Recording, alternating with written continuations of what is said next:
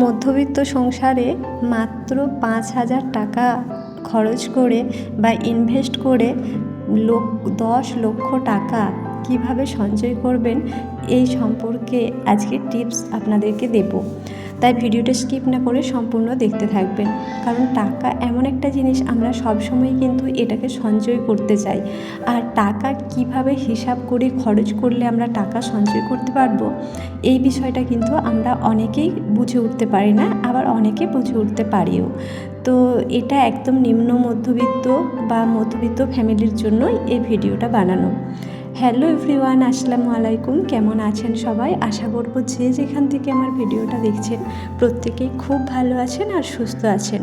আমরাও কিন্তু আল্লাহর অশেষ রহমতে অনেকটাই ভালো আছি। দেখুন, টাকা আয় তো আমরা সবাই করি, প্রত্যেকটা মানুষ কিন্তু আমরা টাকা রোজগার করি। সেটা কেউ দিনমজুর মানে প্রতিদিন ১০০ টাকা বা ২০০ টাকা হোক, বা কেউ বিশাল বিশিষ্ট শিল্পপতি চাকরি বাকরি করে, সে দিনে ৫,০০০ টাকাও কেউ রোজগার করে, কেউ ৫০,০০০ টাকাও করে, কেউ লাখ টাকাও করে। কিন্তু রোজগার আমরা সবাই করি, বিনা রোজগারে কিন্তু আমরা কেউই নেই। কারণ সংসার চালাতে গেলে আমাদেরকে রোজগার করতেই হবে, আর যার যেমন আয় ব্যয় কিন্তু তার সেরকমভাবেই করা উচিত। আর সেভিংসটা অতি অবশ্যই প্রত্যেকটা মানুষের জন্যই কিন্তু জরুরি, কারণ টাকা আমাদের সব সময়ের জন্য প্রয়োজন। আমরা যে কোনো বিপদে পড়লেও আমাদের টাকার প্রয়োজন, এমনকি দৈনন্দিন জীবনটাকে আমরা চালানোর জন্যও কিন্তু আমাদের টাকার প্রয়োজন। সেটা আমরা শুধু নুন ভাত খাই বা কোনো 5 স্টার হোটেলে গিয়ে নামি দামি খাবার খেয়ে আসি, প্রত্যেকটা জিনিসের জন্য কিন্তু টাকা জরুরি। তাই টাকা তো শুধু খরচ করে ফেললেই হবে না, টাকা কিন্তু আমাদের সঞ্চয়ও করতে হবে বা আমাদের রোজগার বাড়াতে হবে। সব সময় আমি সঞ্চয় কিভাবে করবেন এই বিষয়গুলোই বেশিরভাগ আলোচনা করি, কিন্তু আজকে এই বিষয়টাও আমরা আপনাদেরকে বোঝাবো যে টাকা রোজগার কি করে করবেন।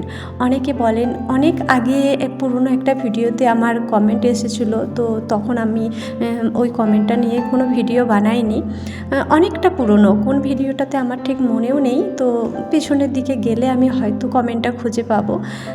তো সেই ভিডিওর উদ্দেশ্যে বলছি, ও তখন এক দিদিভাই আমাকে কমেন্ট করেছিল যে দিদিভাই কথাগুলো তো ঠিকই বলছেন যে সঞ্চয় করতে হবে, সঞ্চয় করা দরকার, বা সঞ্চয়ের আপনি বিভিন্ন টিপসও দেন, তো রোজগারটাই যদি না থাকে তাহলে সঞ্চয় করব কী করে? তো সেই উদ্দেশ্যেই বলি, রোজগার নেই এরকম কিন্তু কোনো ব্যক্তি নেই। রোজগার কম আর বেশি এই জিনিসটা রয়েছে, কিন্তু বিনা রোজগারে কি কোনো মানুষ আছে পৃথিবীতে? আমার তো মনে হয় না। তো যাদের এই রোজগার কম বলে আপনারা জমাতে পারছেন না, তাদের জন্যই কিন্তু মানে আসলে ভিডিওটা বলতে পারেন, তাদের সবথেকে বেশি কাজে লাগবে। তো প্রথমে কিছু টিপস আপনাদের সাথে শেয়ার করি, তারপর আসল কথাটা বলছি। প্রথমেই কিন্তু আপনাদেরকে অপচয় বন্ধ করতে হবে। ধরুন আপনারা কোনো জায়গায় গেছেন, শপিং করতে গেছেন বা গ্রসারি কেনাকাটি করতে গেছেন, সব সময় ভরা পেটে যাবেন।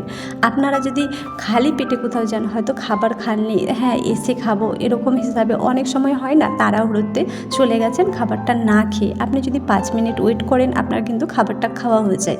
তো না খেয়ে আপনি যখন বাইরে বেরোলেন, তখন আপনি যখন বাইরে কেনাকাটি করবেন, খাবারের দোকান দেখলে অবশ্যই কিন্তু আপনার চোখ পড়বে যে এখান থেকে কিছু খেয়ে নিয়ে তারপর আমি কাজটা সারবো। কিন্তু বাড়ি থেকে অনেকেই থাকেন যে এতই তাড়াহুড়ো যে বাড়িতে খাবারটা খেয়ে আসেন না।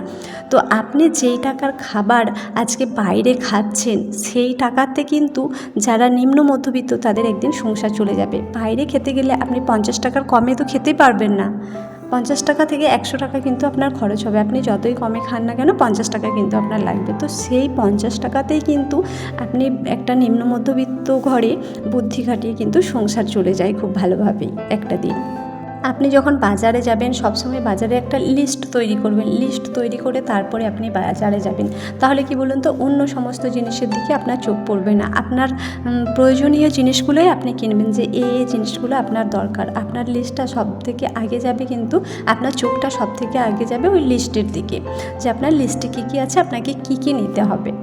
আর একটা পয়েন্ট হচ্ছে, আপনাদেরকে সময় বেঁধে যেতে হবে। আপনারা যখন কেনাকাটা করতে যাবেন না, একটা সময় নির্ধারণ করবেন যে এই জায়গাতে আপনারা 1 ঘন্টার মধ্যে কেনাকাটি করে আপনাকে বেরিয়ে আসতে হবে। সময়ের মূল্য আমাদেরকে দিতে হবে। আমরা যদি সময়ের মূল্য না দিতে পারি না, তাহলে কখনোই উন্নতি করতে পারবো না। সময়কে সবসময় মূল্য দিতে হবে। যখনই আপনি একটা জায়গায় সময় বেঁধে দেবেন 1 ঘন্টা, তখন কিন্তু আপনার ওই যে লিস্ট বানিয়ে গেছেন, লিস্ট আর সময়ের দিকেই কিন্তু মেন ধ্যানটা থাকবে যে আমাকে এই সময়ের মধ্যে বাড়ি ফিরতে হবে। তো এই ছোট ছোট টপিকগুলো একটু আপনারা খেয়াল রাখবেন, দেখবেন আপনাদের অনেক উপকারে আসবে। তো চলুন আপনাদের সাথে কিছুটা গল্প করে নিই, তারপরে কিন্তু আসল টপিকটা আপনাদের সাথে শেয়ার করছি যে কিভাবে আপনারা 5,000 টাকা ইনভেস্ট করে 10 লক্ষ টাকা সঞ্চয় করতে পারবেন। এখানে দেখুন সকাল থেকে তো অনেক কিছু কাজকর্মই করে নিলাম। এরপর বেটুকে একটু পড়তে বসাবো, কারণ এতদিন ও ওর ইচ্ছে মতো পড়তো। তো এখন থেকে আমি রেগুলারিটি মেনটেন করে কিন্তু ওকে সকাল সন্ধ্যা 2 বার পড়তে বসাই। আমি মেনটেন করে বসাই, তার মাঝে যদি ওর ইচ্ছে চায় ও তার মাঝেও কিন্তু বসে পড়ে। তো আগে যেটা হতো এতটা গুরুত্ব দিতাম না, যেহেতু ওর এবার মানে স্কুল যাওয়ার টাইম হয়ে যাচ্ছে, সেই জন্য ওকে রেডি করতে হবে, তাই এই রেগুলারিটি মেনটেন করছি। কারণ প্রত্যেকটা জিনিসই দেখবেন রেগুলারিটি মেনটেন করা ভীষণ গুরুত্বপূর্ণ একটা জিনিস, তবে কিন্তু সাকসেস হওয়া যায়, সেটা যা কিছুই হোক। এই ধরুন না, ইউটিউব চ্যানেলে কাজ করলেও কিন্তু রেগুলারিটি মেনটেন করেই করতে হয়। বেশ কিছুদিন যাবৎ হলো আমি ঠিকঠাকভাবে ভিডিও পোস্ট করতে পারি না, যেই কারণে কিন্তু আমার ভিউজ অনেকটা ডাউন হয়ে গেছে। আগে যেরকম ছিল তার তুলনায় দেখবেন অনেকটা কমে গেছে। তো রেগুলারিটি কিন্তু মোস্ট ইম্পর্টেন্ট একটা বিষয়। আজকে সকালে উঠে আগে আমি ব্রেকফাস্ট সেরে নিয়েছিলাম, নেওয়ার পরে বিটুকে তুলে ওর ব্রেকফাস্টটা ওকে নিজেকে দিয়ে দিয়েছি। ও তো অনেক দিন থেকেই নিজে হাতেই খাবারটা খায়, তো কিছুটা আমাকে হেল্প করতে হয়, বাকিটা কিন্তু ও খেয়ে নেয়।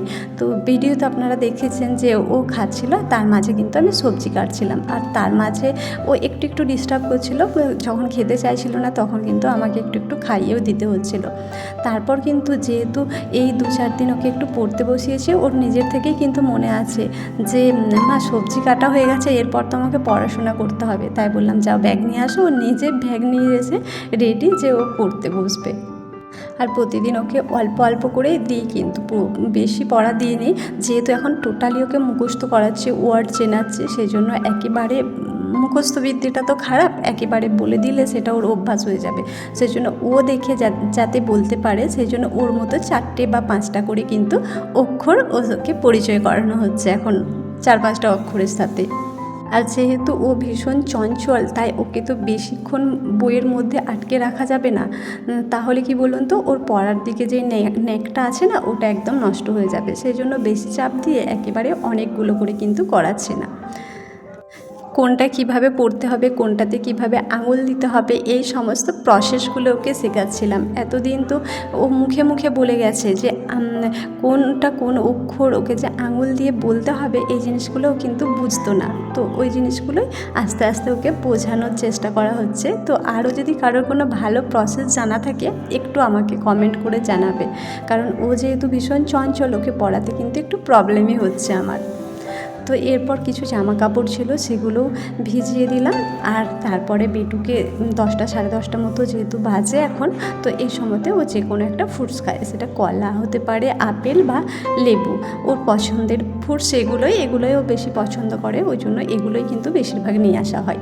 আর আঙুরটাও খুব ভালোবাসে, তো এই কদিন ওকে আঙুরটা দিচ্ছে না, এই সমস্ত ফলগুলো কিন্তু দেওয়া হচ্ছে।